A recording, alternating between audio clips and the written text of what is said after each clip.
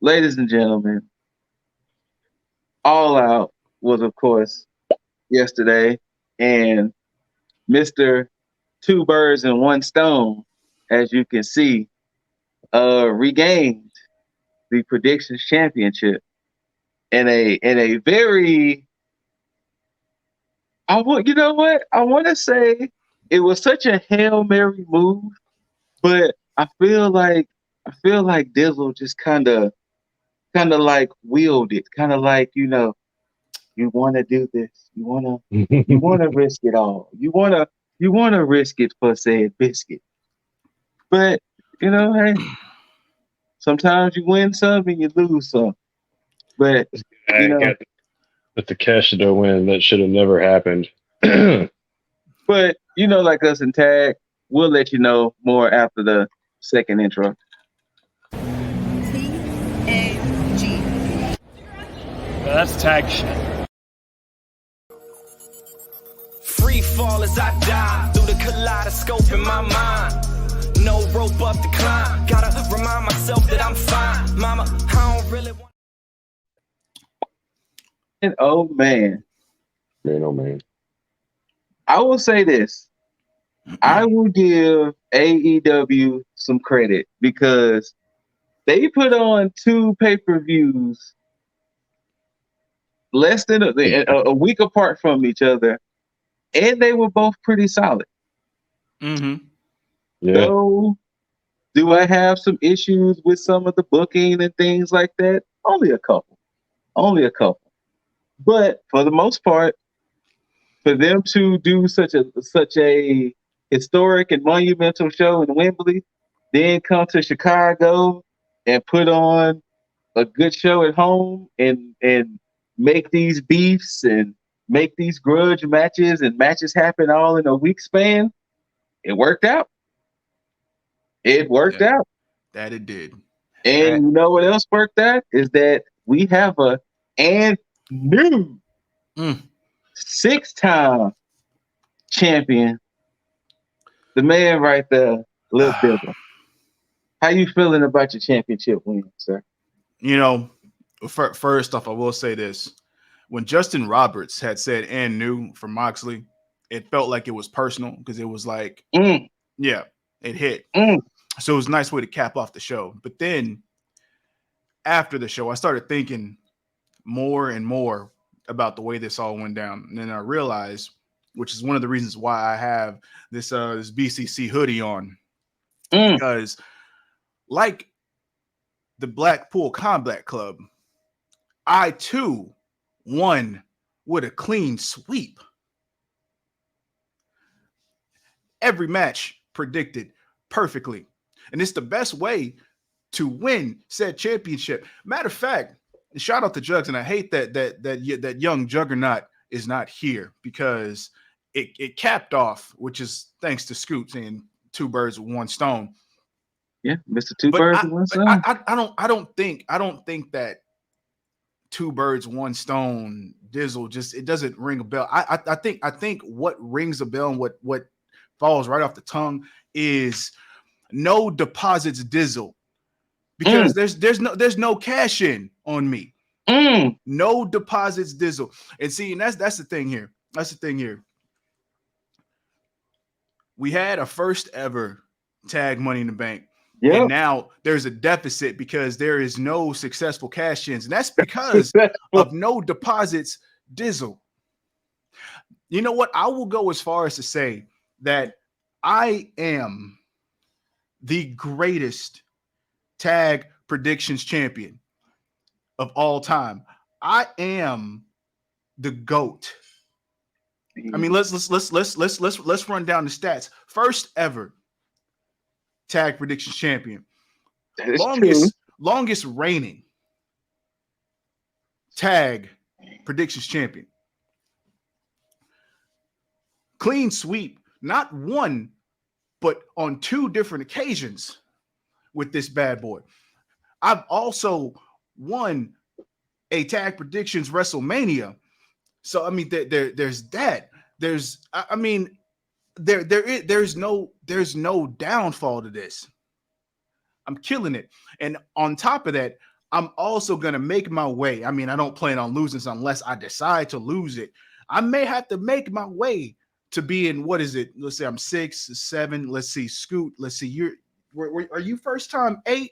Because are you going towards 9? Because I may have to just go ahead. I'm going towards 8. I'm 7 All right. times. Well, you know what? I may just have to lose, win it back, lose it again, and then win it back to be the first time 8 to stop this whole trend that you got going on, because I'm sick of seeing your name, up the ladder on these fucking numbers. But it's okay. I mean, I think it's a beautiful thing that, you might claim to be the greatest, but there's still a couple of stats you haven't checked off, which is fine. Well, with this new reign, I am going to surpass the most consecutive days at some point. That is true. At some point. I don't know how. I got to check the numbers again, but I'm gonna make it there at some point. We're gonna get there. But yeah. Hey, aren't you also that guy that predicted Hangman would come running in to be a tag team partner? What's that? What happened?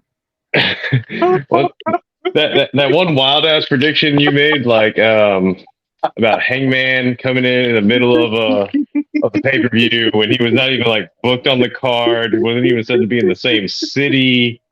Oh shit! Yeah. I mean, he went full Dizzle. It didn't work out that night, but here's the thing. I never claimed to be perfect every night. Oh no. But my pros outweigh all my cons, My accolades, all of them they outweigh all the downfalls that I've had or the slip ups. Hey, I think that was the first clean sweep championship win. So it's the old saying, players fuck up. Yeah, that's fine. Yeah, man. I just wanted to bring you down a little bit, Mr. Goat. Oh, it's okay. You can't bring me down. Because hold on, let me talk in the native language. Most of the times when I fall up. You playing Tears of the Kingdom or some shit? Like, what are you? No. Oh, okay. Just catching tears in my kingdom. Okay. So your subjects are suffering.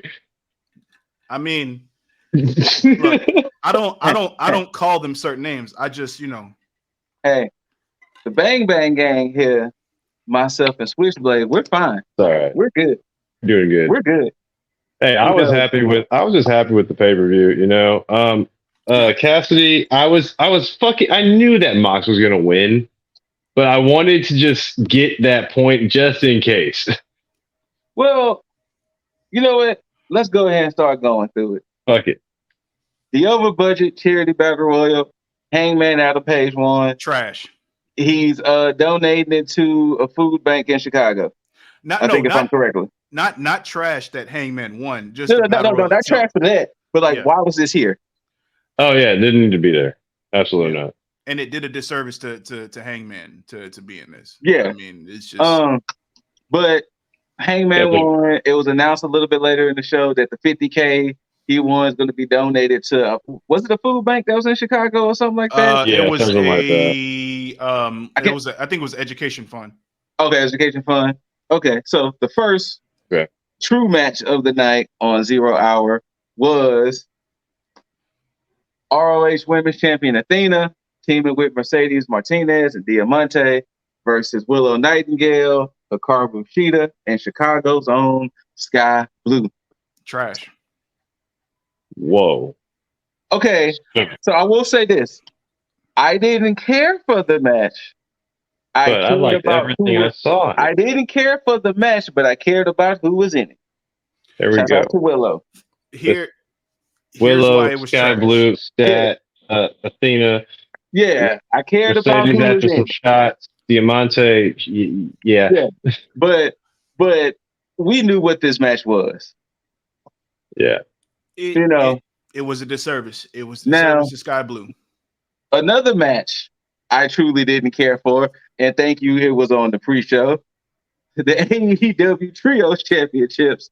The Acclaim, Daddy Ass, accompanied with Dennis Rodman for reasons, versus Jeff Jarrett, Satan Singh, and Jay Lethal, of course, with Sanjay Dutt and Karen Jarrett. This was a car crash. No, it was trash. Oh no, it was trash. It was trash. But this was a car. You know how when you play Burnout and you do crash mode, and it's like the cars just keep hitting your car, and you can just like, it was just like, when is this match going to end? And then it got awkward. Yeah. Then it got stupid awkward. Why? It got very awkward, especially because you had to have Aubrey Everett sit there and pretend that Dennis Rodman ain't taking his sweet fucking time to hit Jeff Jarrett with the guitar. And he refused to leave the ring afterwards. Like, geez. Right. But the Acclaimed and Daddy Ass are still your trios champions. I mean, of course, they just won them and just customize them. It would suck if they would have lost it in a week. All right, now let's get to the real show. First match of the night, ROH Tag Champions, Better Than You, baby, MJF, Adam Cole, versus the Dark Orders, John Silver, and Alex Reynolds.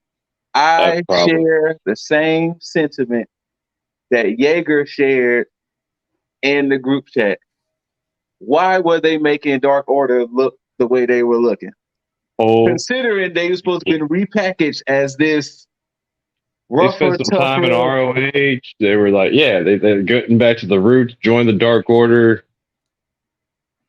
What the fuck? Like, you had MJF get injured for a bit, and it was literally they were doing move after move, combo, beautiful shit, like off on Adam Cole, and they could not get the pin. That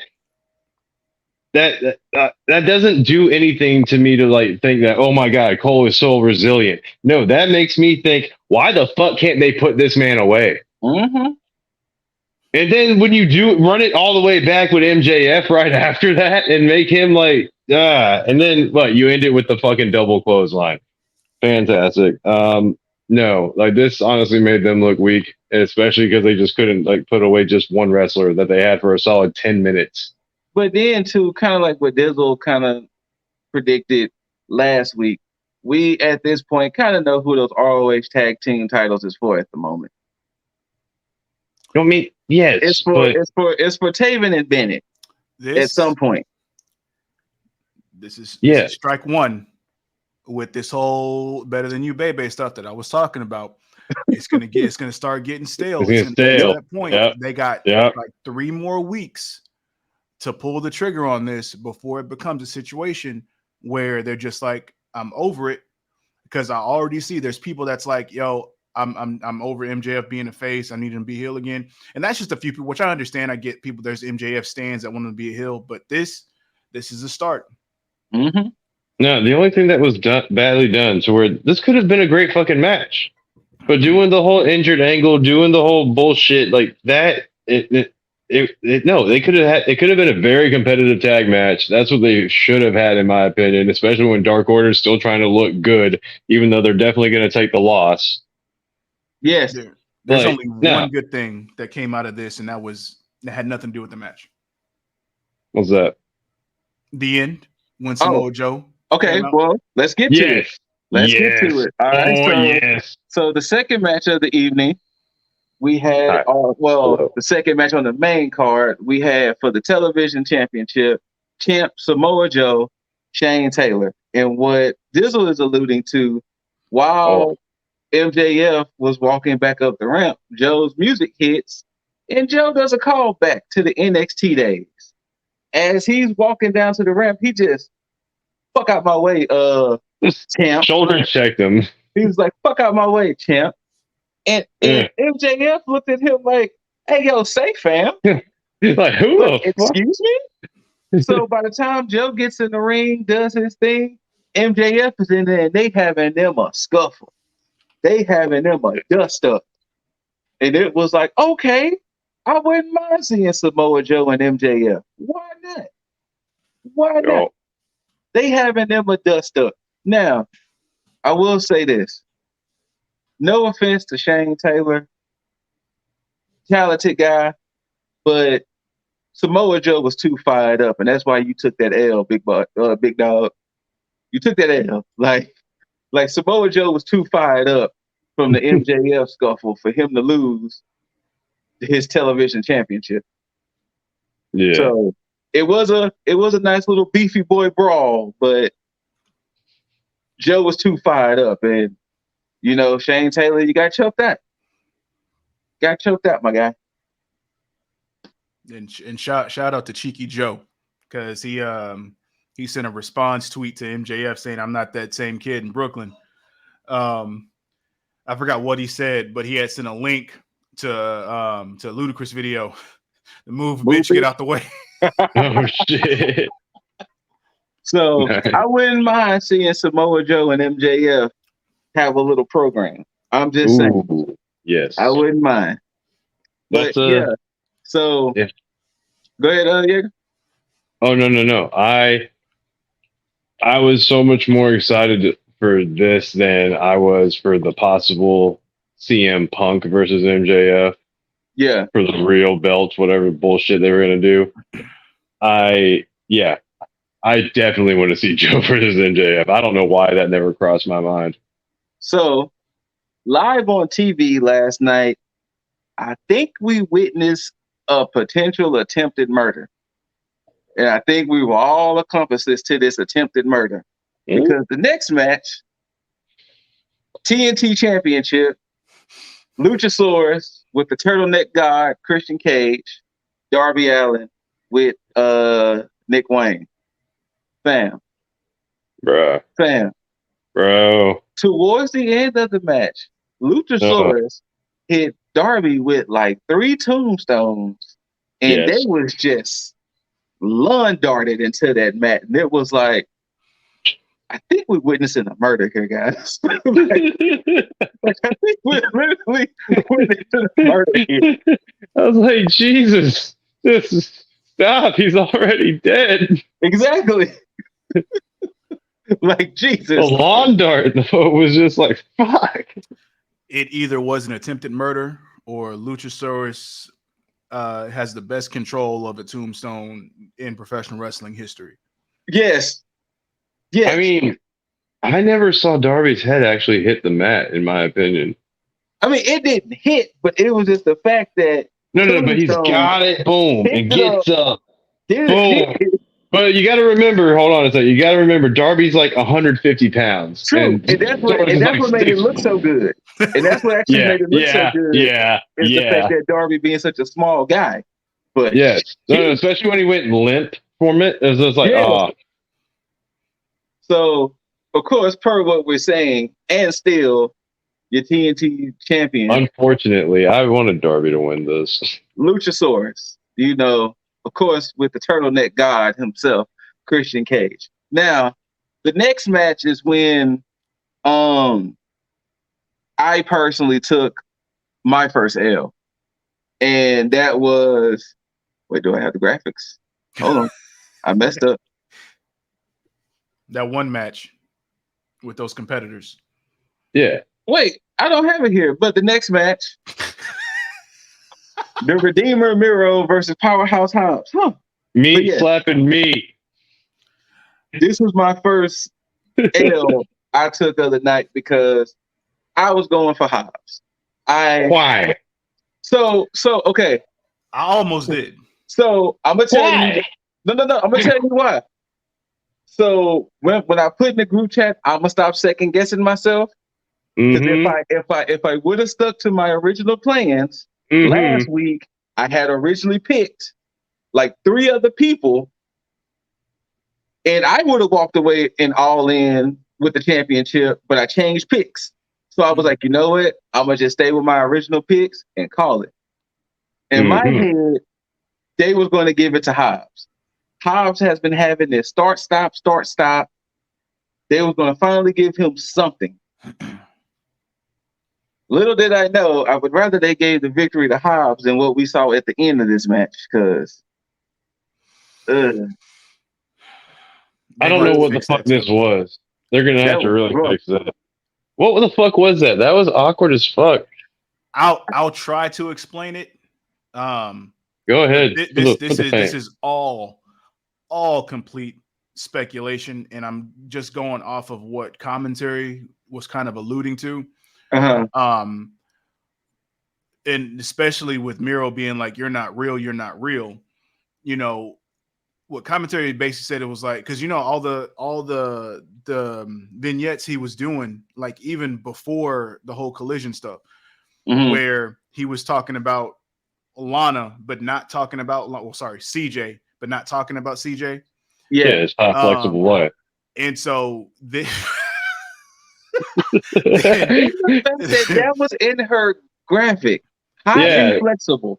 Then the whole thing that. with him talking about how like his God's forsaken him and stuff like that, and this whole thing about him almost kind of doing it on his own.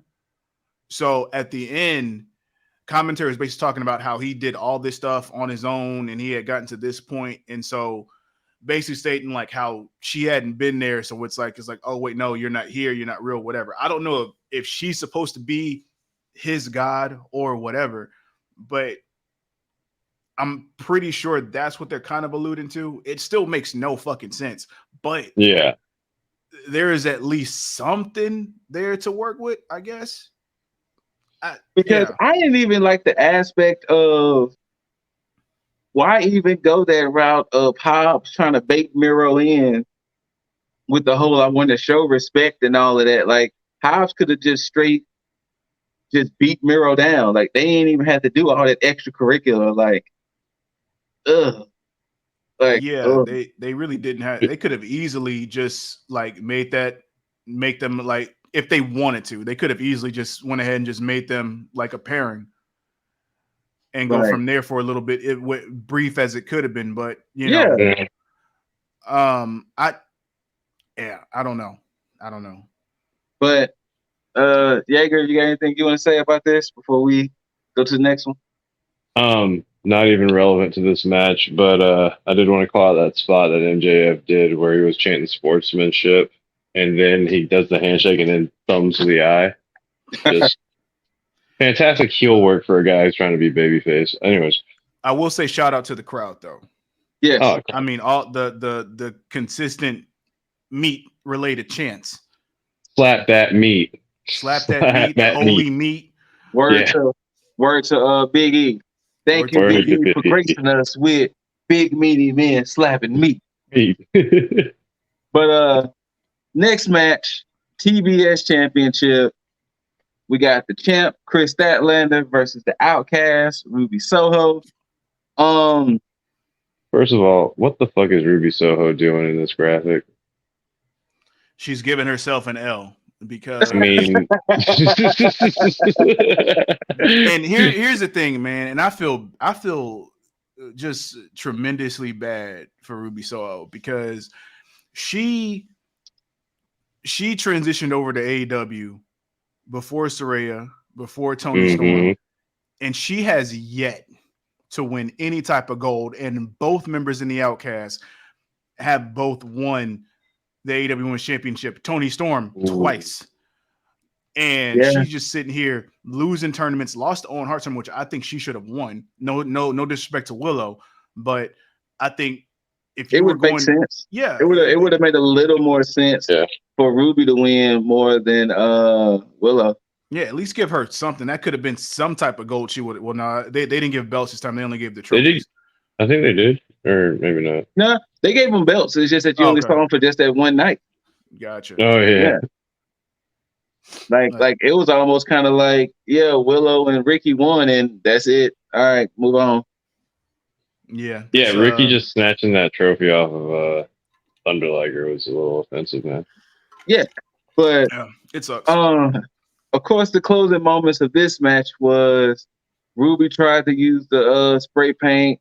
Tony comes out, snatches it from Ruby. Ruby's like, "What is happening?"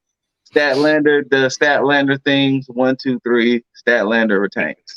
Yeah. So if there's ever any reason now that the Outcasts are pretty much kind of broken up, there we go. And just to kind of give my 2 cents, AEW, y'all drop the ball with this whole outsider outcast situation. This could have been something magical in the women's division, and the ball was super dropped with this.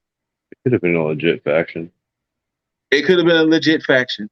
Oh, like a legitimate, like 5-person, 6-person faction of women. And they dropped the ball.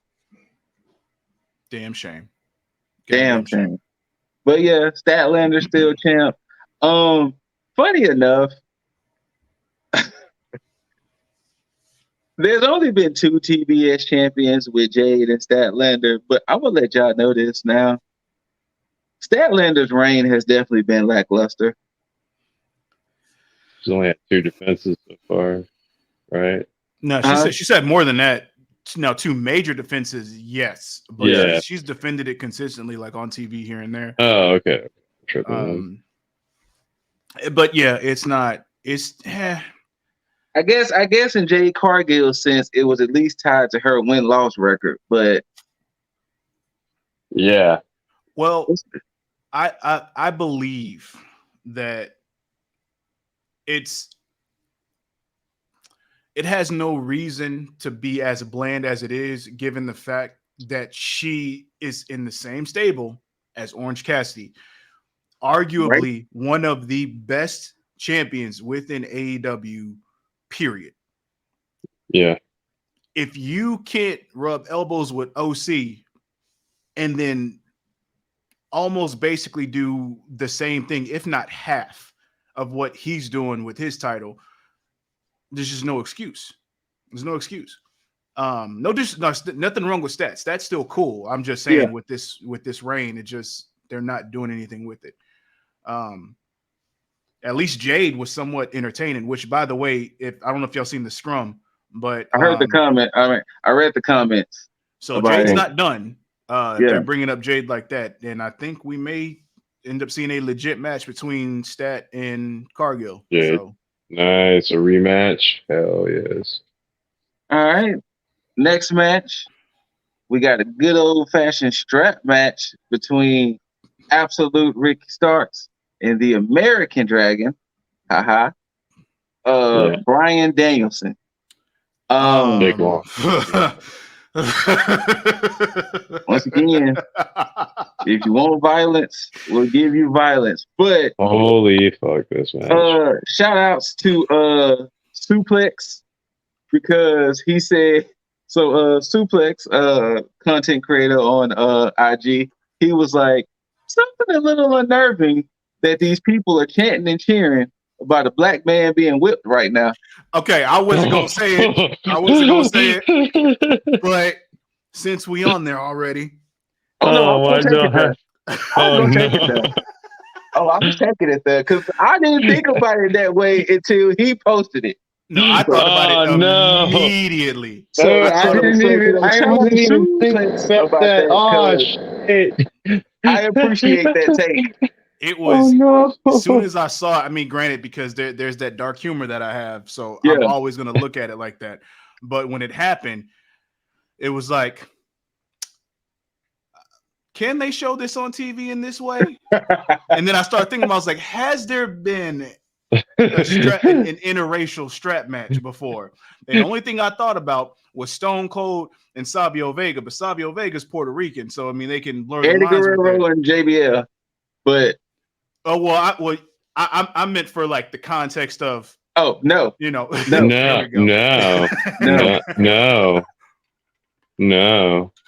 at all. Not at all. But hell, I think the last one in WWE was The Fiend and Brian Danielson. Or Daniel Bryan. Yeah. Wait, was that Was that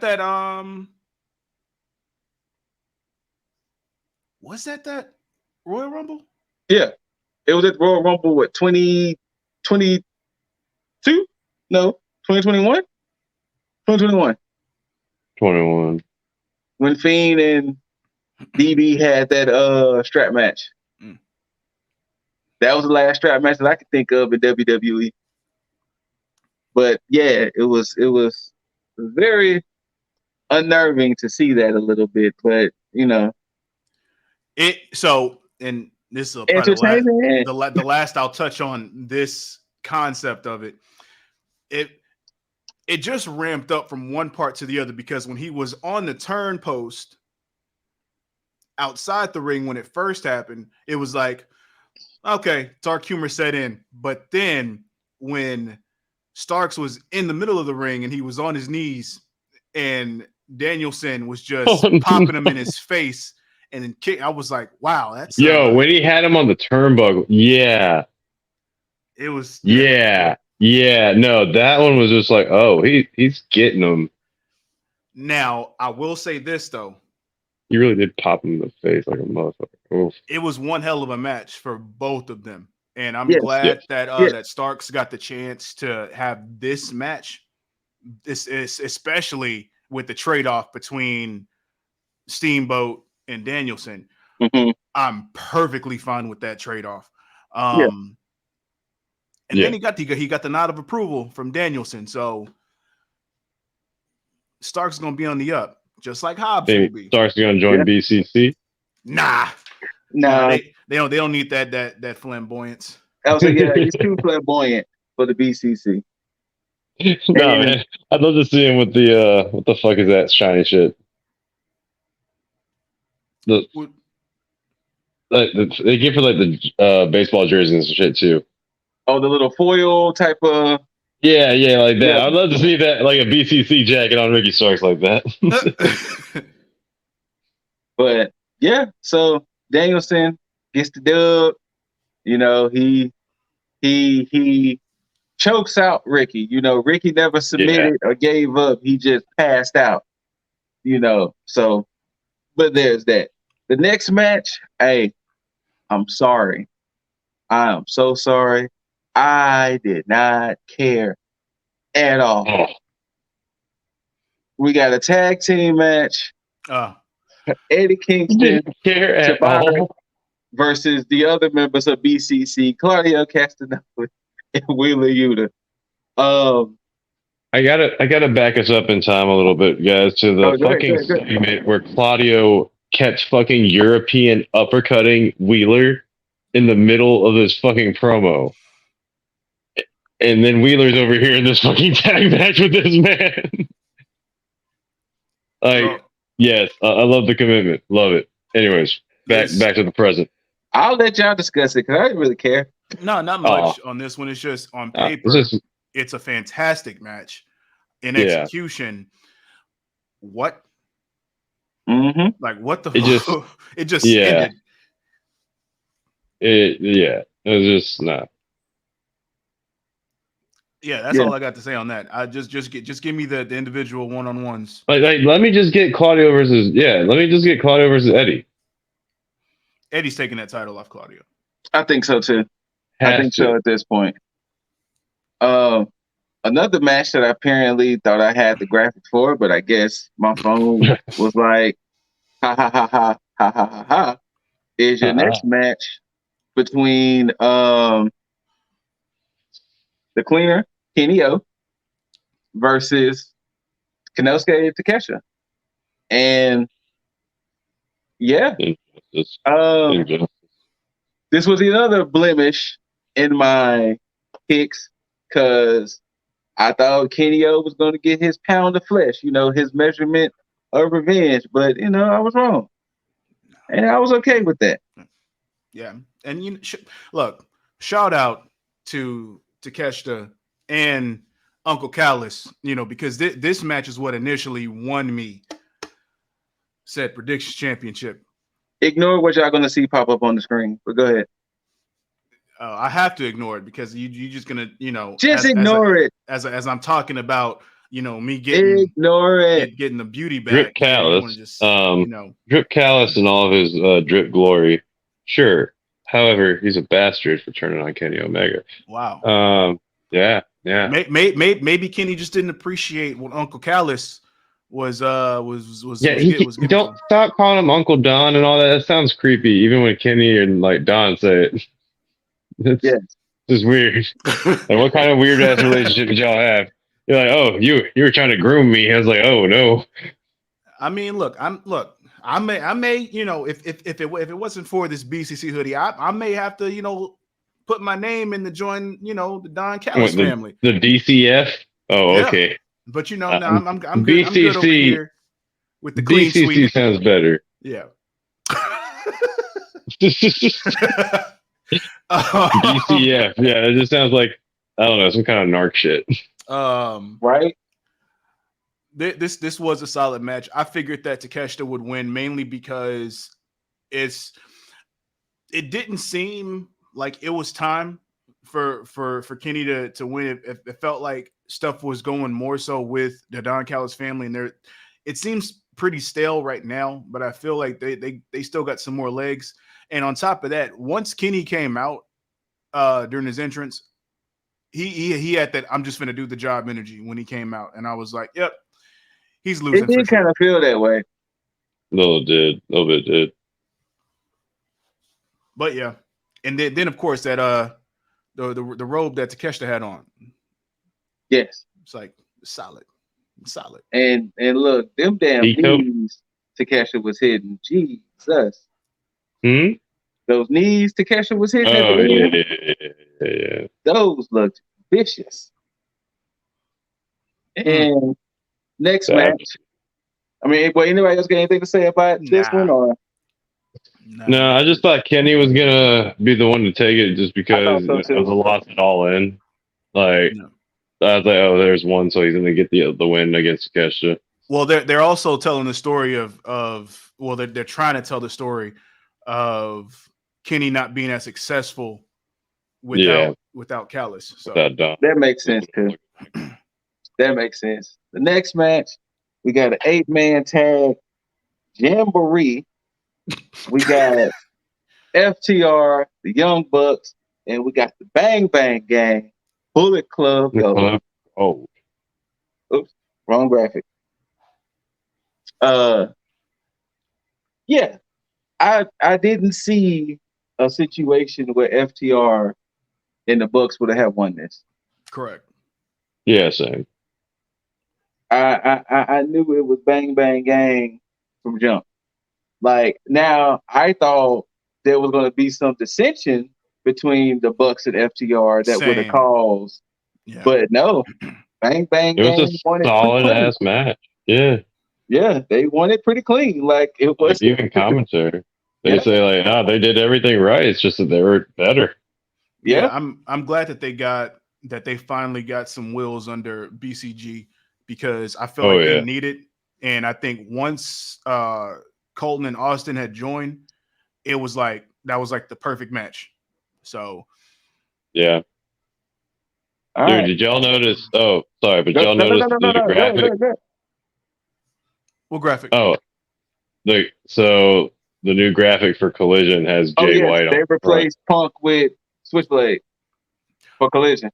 It's warranted. If it wasn't going to be Joe, then it should be Jay White. So but yeah, Bang Bang Gang, guns up, and I even love their little backstage promo that they did afterwards. Jay White's fantastic on the mic. Like, he's been established like that for a few years now. Yeah. All right. Now it is time for the main event. We have for the AEW International Championship, freshly squeezed Orange Cassidy on his 32nd defense versus BCC's John Moxley. Now, gentlemen, before we get into it, I just want to say a couple of things right quick. Oh, okay. Matter of fact, Matter of fact, I'm gonna give it its justice. Oh, Mr. Cassidy, Mr. Orange, Mr. Freshly Squeezed. I've been pretty critical of you, but I will say this: you haven't officially 100% won me over, but god damn it, you earned my respect. to not only go out there and make this title relevant, because when they first introduced this title, it was kind of like, really, another championship AEW, another one. Okay, cool. But when it got in your hands, it was like it worked. It fit. You even told the story of you were showing the battle wounds from previous battles. And we all knew that one day it was going to catch up. We all knew it. It was like, OC can't continue forever. So personally speaking, from me to you, Orange Cassidy, thank you for potentially possibly having the best title run in AEW to date. If we're really being honest. Oh, absolutely. Absolutely. Now, when it came to this match, I can let Dizzle speak his part, but everything about this match screamed OC was going to walk out as champion. To me, nothing. Yes, there was a slight doubt in my mind that Mox was going to take it, but everything, like if it was a betting thing, I was maybe going 80-20. 80-20. That 80% Cassidy was going to walk out as champ. But then, who was it? Was it Jaeger or was it you, Dizzle, who put in the chat, whoever takes this belt off of Mox, it's going to have to be not Mox. Whoever takes this belt off of Cassidy, if he wins, it's going to be legendary. And when that comment hit, that's when the dread hit. That's when the dread hit of Cassidy ain't walking out as champ. Oh no, I had put that if OC survives, yes, then the next person is definitely getting taking that belt off of. And when you said that, that's when it was like, yeah, I don't think OC is gonna survive this. Yeah, I had the biggest feeling OC wasn't gonna win it, but I knew that like everybody else had picked Mox or like, and so I was just like, I wanted to see if Cassidy could survive it. So the reason that I picked Mox to win had nothing to do with the build for this. Okay. Oh no. It was complete speculation, because the thing is, every time there's some type of controversy with AEW, Mox always comes out on top. You're right. Yeah. Because he's Holy Mox shit. is their controversy golden boy. And so, and that's why it threw me off the whole show, because I seen all these promos with Cassie and I was like, fuck. And then they threw them stats off when he was coming out and I was like, fuck, are they really gonna, maybe I'm wrong. And then the match happened. Yeah, and it was like, the stats was wild. It was like, uh-oh. Yeah. But at the same time, it was still going 50-50 with me, because I was sitting there listening. I was like, wait, they really caking this on. So either he's really about to lose this, or they're about to have this be his last defense, and then he's just gonna get squashed by somebody. Yeah. Like literally damn near finger poke of doom type shit.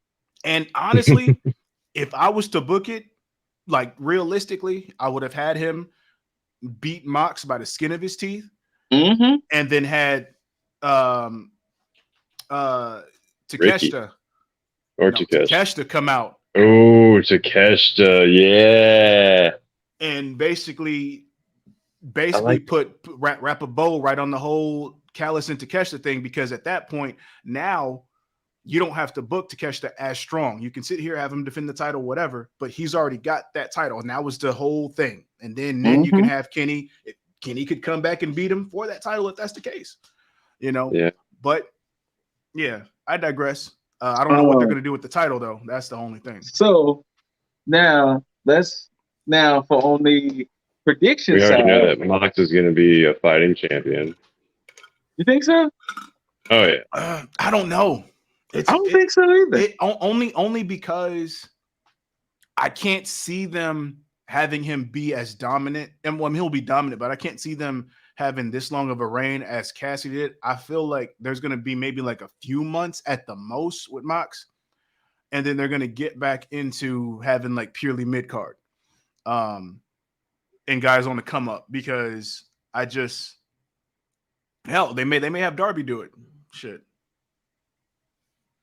But Doubtful. now on the prediction side of things, the Bang Bang Gang was officially out. So Jugs, who was on the back foot, he was like, per one of the parameters to Money in the Bank, you can make a mid-show switch. So it literally came down to the main event.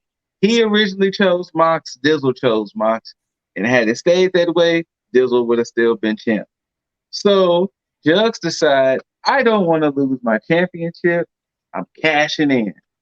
And I'm changing my pick from Mox to Cassidy. So literally, it came down to the main event of who was walking out of All Out as champ. And like Dizzle said earlier, when Justin Roberts said and knew, it was literally like, damn, it's legitimately a and new. It's very true.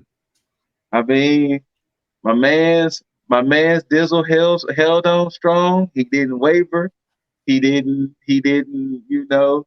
I mean, I couldn't change my shit, so he couldn't change it. So, you know, it was one of those situations to where, and the thing was that, you know what? You know what would have been completely fucked up? You was perfect the whole night. But and if it would have came down to that, this would have been the one match that would have like ruined it. Like that would have been wild. That you literally called everything right the whole night, but then this would have been the thing that would have been like, really, like word, like you still win, but you don't get a perfect. Yeah. No, I'm talking about the fact that the judge switching cashed in. Yeah, that if Cassie won.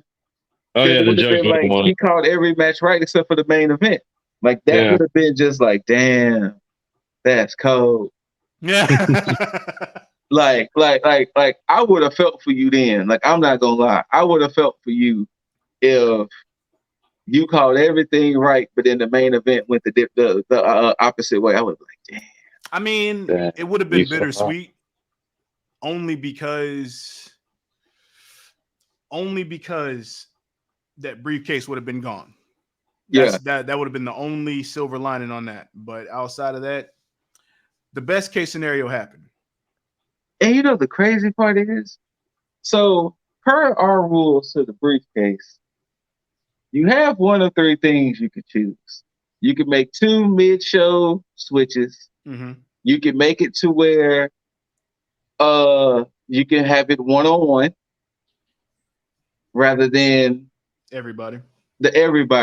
And the other rule was what you can exclude. You exclude the champion from one match pick. Oh yeah. And I would have just lost the belt and just hanged on to the briefcase. I would have just, you know what I'm saying? I mean, technically, by that, this is why I messaged the technicality like in real time situation, because by that time I would have technically been champ. Oh yeah, you would have technically been champ. So I would have left it that way. He could have easily just excluded me from the main event, and then still kept the whole Mox pick. He would have won. That is true. But you know, he went all in. He went all in, and then went all out. Yeah, and then left without. yeah, Oh no. and left without. Like, damn, like, ooh. But you know, per things of going, Dizzle literally has the whole month of September. He has until September 30th when NXT No Mercy. And then, of course, that Sunday is AEW Wrestle Dream. So he is the current champion, at least for all of September. Yep. And then that next week after that is Fastlane. Yes, WWE Fastlane. Oh, and then I go on vacation. You know, and enjoy the fruits of my predictions labor. Oh, this guy. Then, like I said, I'm just gonna come back, you know, for Full Gear and Survivor Series, and then, you know, have a nice Thanksgiving, have a nice Christmas. I don't know what's in December, but we'll make it there, I'm sure. Predicting a Fastlane loss. I'm going to end 2023 as predictions champion. I doubt. Look, it is what it is. Yeah, I know. I've got the least wins, man. I just doubt. See, the problem is, right? And see, I didn't want to say anything because I was letting him have his moment. I was letting him do what he needed to do. The thing is, what this man who currently holds the title fails to realize, I am certain. I am always the future. I am the inevitability of this group. At some point, that belt will return back to me. Whether it's this year, whether it's next year, it's gonna happen again. I love how you say inevitability, because I claimed, and I did proclaim this. I faltered one time because you did win once, but I claimed that I can't have you win. I've done everything in my power to make sure, very little, but I've done almost everything in my power to make sure that this goes to anybody else but you, because I need to make it to where I cause that fucking bracket to just split, where it's not scoot for every fucking number. This is the problem. I gotta break that fucking streak. This is the problem. We've all played Killer Instinct. This ain't no combo breaker situation here. You're right. It's a streak breaker. It's not that either. Not that either. No. Not that either. Because see, the problem is all men are created equal. But you, Dizzle, only have a 25% chance of retaining titles. That means that's 75% chance.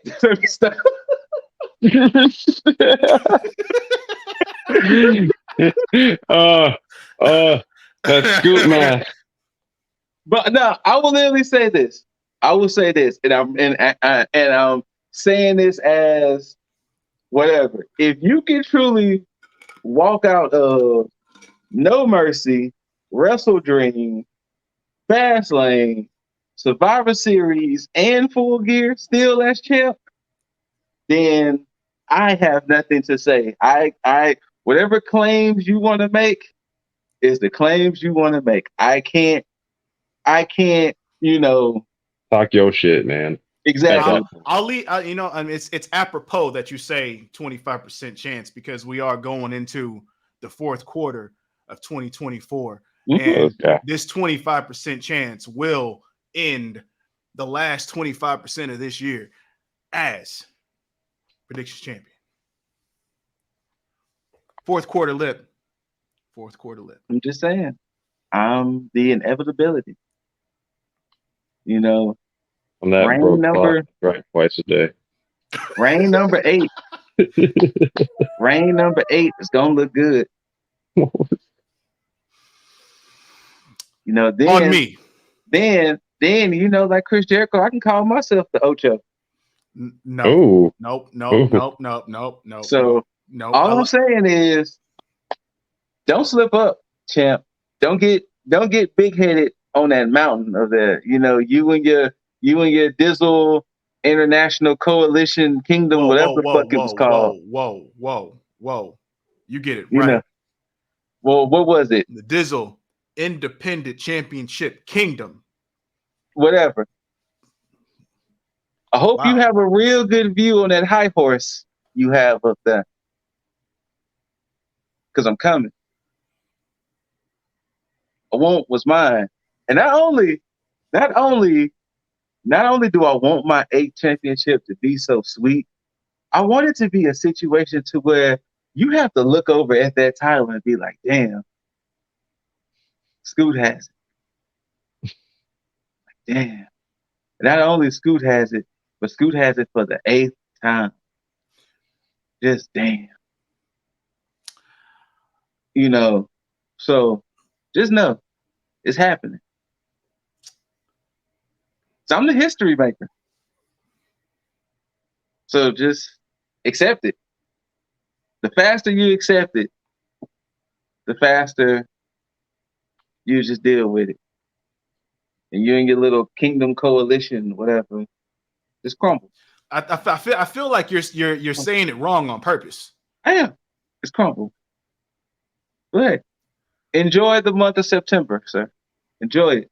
In November and December Enjoy it. and October. Mm-hmm. I shut that shit out of order for a reason. Yeah. Enjoy it.